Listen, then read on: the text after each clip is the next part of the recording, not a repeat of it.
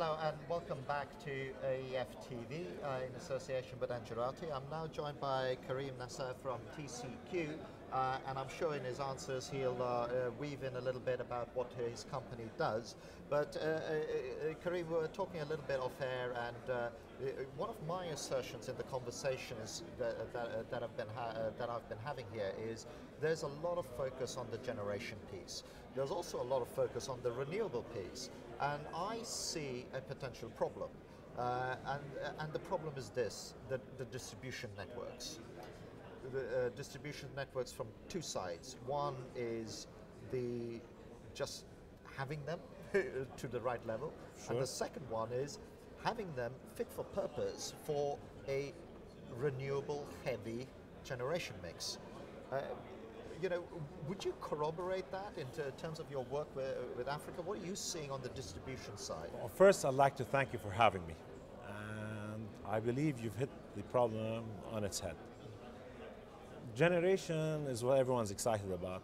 Renewables is the same case. You walk around here, everyone is talking about renewable projects. But when you look into it deeply, these renewable projects are coming up in areas where you do have the capital infrastructure installed. In South Africa, it's set up for such things. On the other hand, the real opportunity in Africa, on the other areas, say West Africa, Central Africa, where distribution networks are more or less non-existent. And until that problem is solved, I don't see how all this generation capacity is going to be evacuated. In the end, for generation to be paid, money has to be sold. Electricity has to be sold, money has to be collected. Without a proper solution to distribution, this can't be done. Sadly, I think while there's been a lot of excitement on generation, a lot of advances on it, I think now you can probably finance a project much quicker than you can 3 or 4 years ago, especially on the renewables. But on distribution, things have not really followed through in terms of time.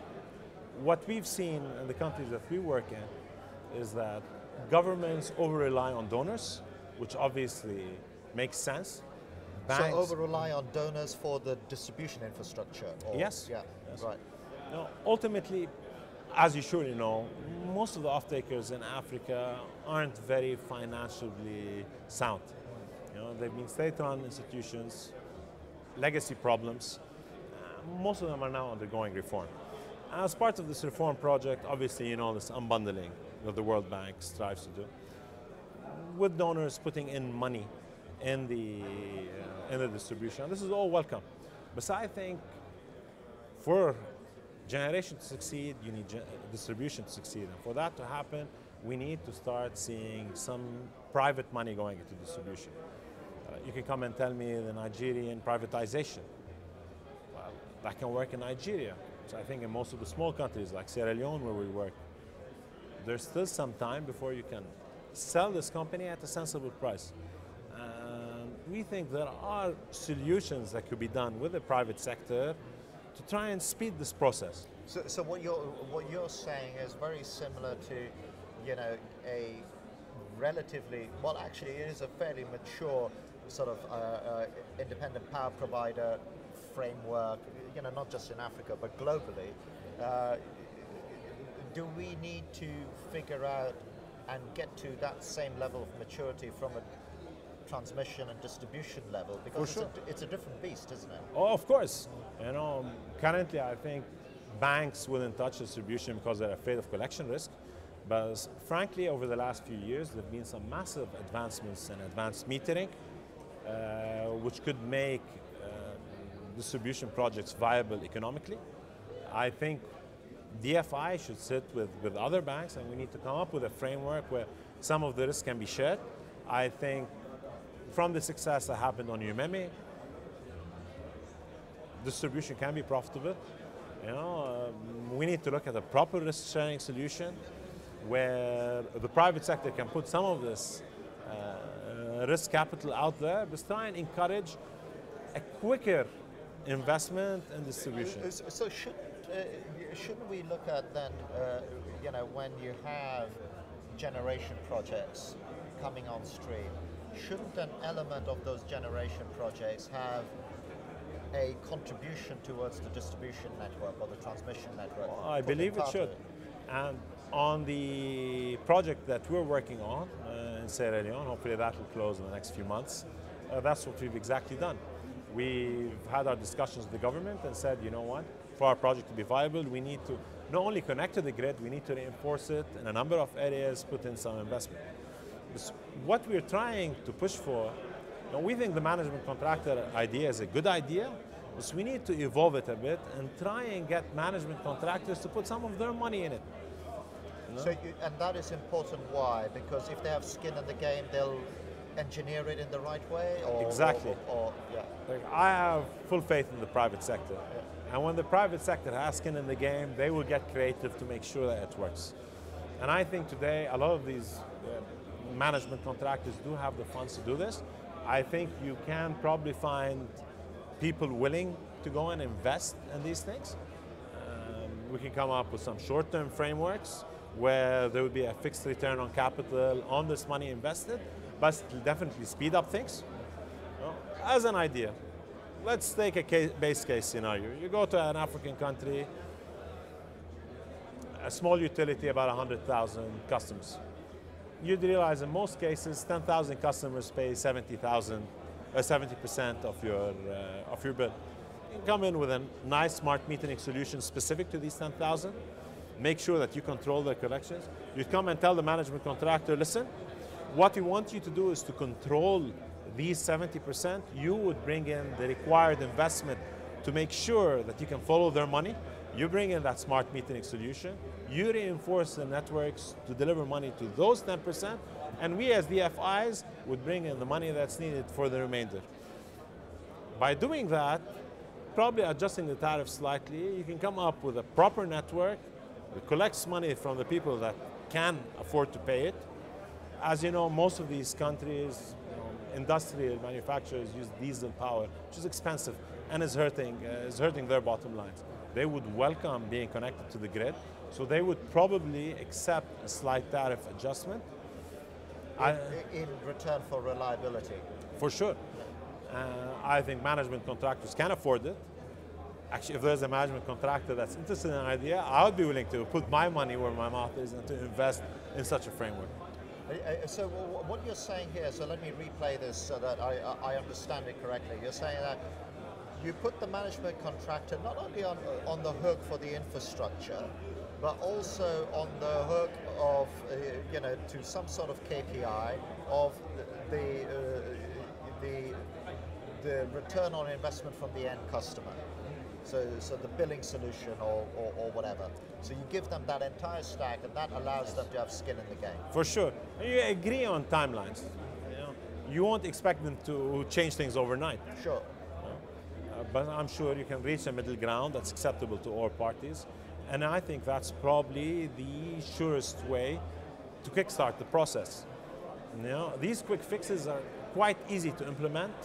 They won't take a lot of time to do. I don't believe the investments would be large.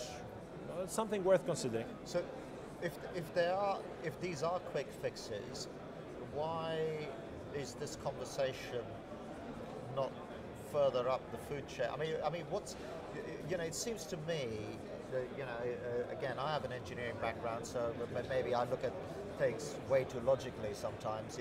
If you're going to have all this generation capacity, surely you want to get it to where it needs to go. Sure. And why is that conversation not happening? I think it has to do with capacity, sadly. Right. I think most of these utilities have been, in the end, it's a quasi-government institution. Some of them are political appointments. Some people might not be the right people for the job. So the management hasn't been all there, and that's why I think the management contractor solution was introduced to try and cut that section out. I think today, the way that they look at things is most of this private money doesn't want to go into, they believe Africa is risky as it is. And they're not really comfortable venturing into this aspect, which they think is a big unknown. And that's why there should be a dialogue with these DFIs. I think on one side, they haven't seen any interest from the private sector. And this is why it didn't start. Like, okay, guys, we have a framework which works. We do our unbundling, we get a management contractor, do some fixes for 5 years. When it's positive, we sell it.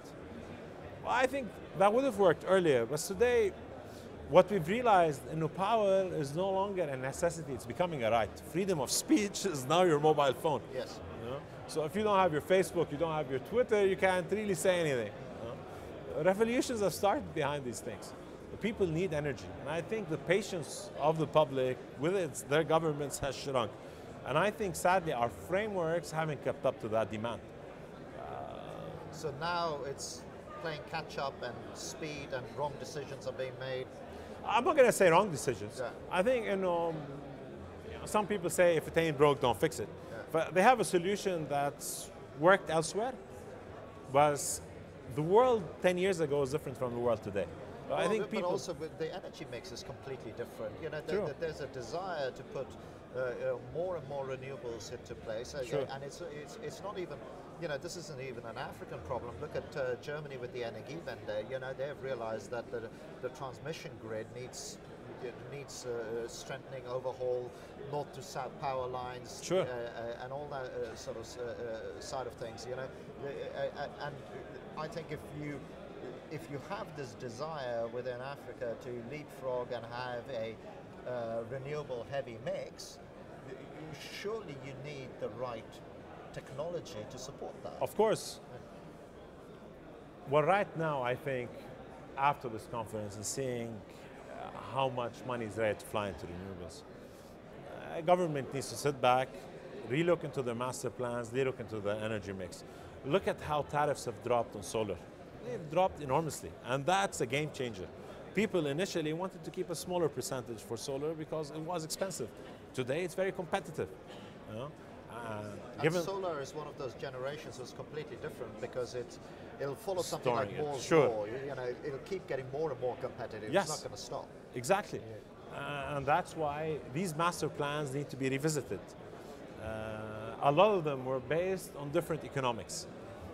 And when this is done, coming up with a proper distribution solution is necessary.